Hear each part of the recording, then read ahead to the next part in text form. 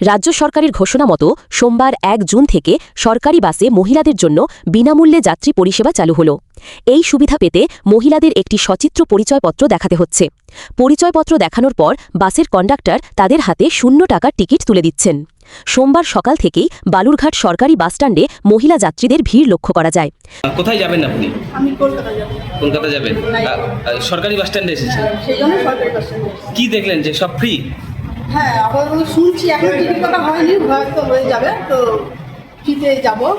অনেক মহিলারা তো দেখতে পাচ্ছেন, তারা তো ফ্রিতে যাচ্ছে। আর কেমন লাগছে এই যে একটা চিন্তা ভাবনা?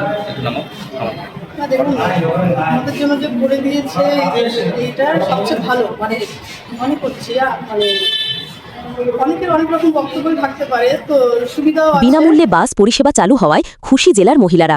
তাদের মতে এই উদ্যোগে যাতায়াতের খরচ কমবে এবং দৈনন্দিন জীবনযাত্রায় অনেক সুবিধা হবে।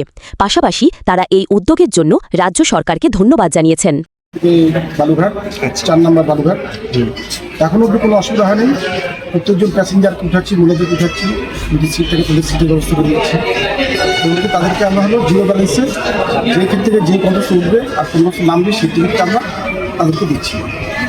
এমনি মহিলারা কি কিছু বলছে? মহিলারা খুব খুশি হচ্ছে, তাদেরকে অনেক করে হাসি ঠাট্টা হচ্ছে, খুব আনন্দ পাচ্ছে তারা।